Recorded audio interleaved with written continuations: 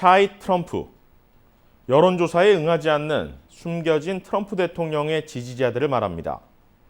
평소에는 자신의 속내를 드러내지 않다가 투표소에서는 결국 트럼프에게 투표를 하는 사람들.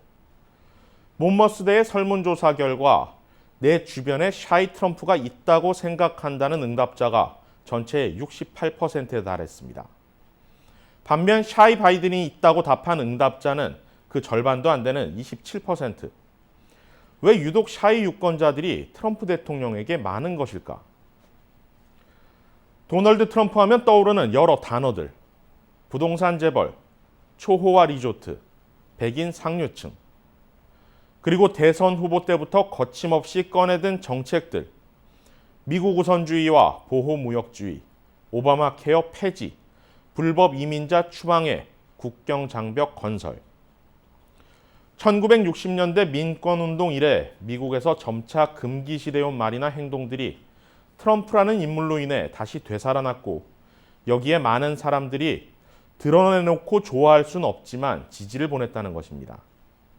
여기에는 주류 또는 상류층, 상대적으로 소외되어 온 백인 블루칼라 노동자들, 신규 이민자들의 자리를 빼앗길 위기에 놓인 기존 이민자들까지 모두 포함됩니다. 물론 트럼프 대통령을 지지하는데 숨겨진 이유만 있는 것은 아닙니다. 재임 기간 폭발적으로 성장한 주식시장, 미국 내 일자리 창출과 친비즈니스 성향의 파격적인 세금 인하 정책들, 여론조사에서 뒤지는 지금 현재까지도 경제 정책에 관한 한 바이든 후보보다 높은 평가를 받는 것도 사실입니다. 그렇다면 4년 전 위력을 발휘했던 샤이 트럼프가 이번에도 다시 대선판을 흔들 수 있을 것인가? 일단 여러 전문가들이 달라진 상황을 변수로 꼽고 있습니다. 4년 전 트럼프 후보는 기성 정치권을 향한 도전자의 입장이었지만 지금의 트럼프 대통령은 재임 기간 평가를 받아야 하는 자리에 있다는 점이 첫 번째입니다. 네버 트럼프의 등장도 달라진 점입니다. 4년 동안 미국을 분열과 혼란에 빠뜨린 대통령, 전 세계를 이끄는 미국의 가치에 대한 부정, 그리고 결정적으로 터진 코로나19 대응 실패까지. 두 번은 안 된다는 유권자들의 분노가 샤이 트럼프를 압도할 것이란 분석도 있습니다.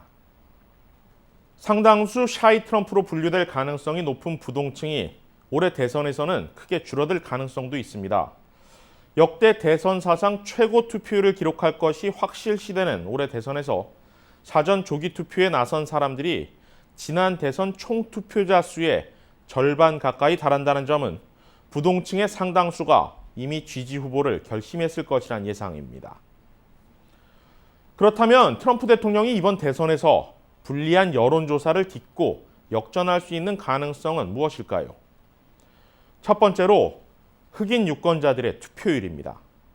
2016년 힐러리 클린턴 후보가 대선에서 패배했던 결정적 원인 중 하나, 최초의 흑인 대통령이 물러난 상황에서 전면에 등장한 백인 여성 기성 정치인에게 흑인 유권자들은 관심을 보이지 않았고, 이는 사실 47년간 정치권 중심에 있었던 조 바이든 후보 역시 마찬가지입니다. 트럼프 대통령이 흑인 유권자들을 향한 공격적인 광고를 쏟아붓고 흑인들에게 인기 있는 대학 풋볼 리그 재개를 자신의 치적으로 삼는 이유도 여기에 있습니다. 두 번째는 민주당 바이든 후보의 아들 스캔들입니다. 아들 헌터 바이든의 비리를 수사하려던 일을 막기 위해 우크라이나 정부에 압력을 넣었다는 의혹. 최근에는 추가 의혹이 담긴 노트북까지 공개돼 논란이 커졌습니다. 세 번째는 공격적인 유세 활동입니다. 코로나 감염에서 회복된 이후 트럼프 대통령의 공격적인 유세 활동은 방역을 우선적으로 내세우는 바이든 후보보다 더 부각되고 있습니다. 250만 명의 자원봉사자들이 가가호호를 도는 이른바 그라운드 홍보에 나서고 있고, 이를 기반으로 공화당 신규 유권자 등록도 민주당보다 더 많이 끌어내고 있습니다. 마지막은 앞서 언급한 샤이 트럼프들의 현장 투표입니다. 전통적으로 공화당 유권자들의 현장 투표는 민주당 유권자보다 더 많습니다.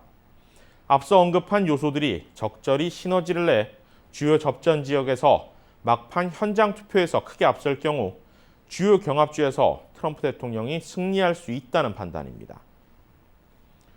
그렇다면 이번엔 민주당 조 바이든 후보가 승리할 수 있는 이유도 살펴보겠습니다. 첫 번째는 다들 아시다시피 코로나19입니다. 실제 미국 내 확진자 1,000만 명이 초읽기에 들어갔고 전 세계 감염자 5분의 1이 미국에서 나오는 지금 이 상황은 아무리 불가항력에 최선의 초기 대응을 잘했다 치더라도 현 트럼프 행정부에는 악재가 될 수밖에 없습니다. 65세 이상 유권자들의 표심 변화도 주목해야 합니다. 각종 여론조사에서 과거 트럼프 대통령을 지지했던 상당수 고연령층이 등을 돌리고 있는 것으로 조사되고 있습니다. 이 역시 코로나19와 상황이 무관치 않아 보입니다. 경제 대통령이란 수식어가 지금 상황에서는 통하지 않는다는 부분도 바이든 후보에게는 호재, 트럼프 대통령에게는 악재입니다.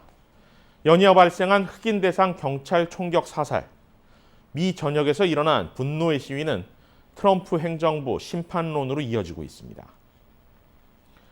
마지막으로 오바마 전 대통령에 대한 향수입니다. 4년간의 트럼프 행정부를 겪은 상당수의 유권자들이 다시 오바마 전 대통령을 그리워하게 됐고 현재 시점에서 오바마 전 대통령의 가장 가까운 사람은 당시 부통령이었던 바이든 후보라는 것입니다. 최근 오바마 전 대통령이 전면에 나서는 민주당의 선거 전략도 이 같은 유권자들의 표심을 노린 결과로 풀이됩니다. 일반적으로 여론조사 기관이나 전문가들은 선거 직전까지 5%의 보수층 유권자들의 투표가 잘 잡히지 않는다고 설명합니다. 어떻게 보면 이 숨겨진 5%가 지금 트럼프 대통령과 바이든 후보의 지지율 격차일 수도 있습니다.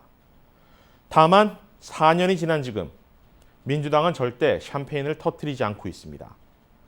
자신 넘치던 각종 언론 여론조사 기관들 역시 돌다리도 두드려보는 심정으로 이번 대선 마지막 한 주를 준비하고 있습니다.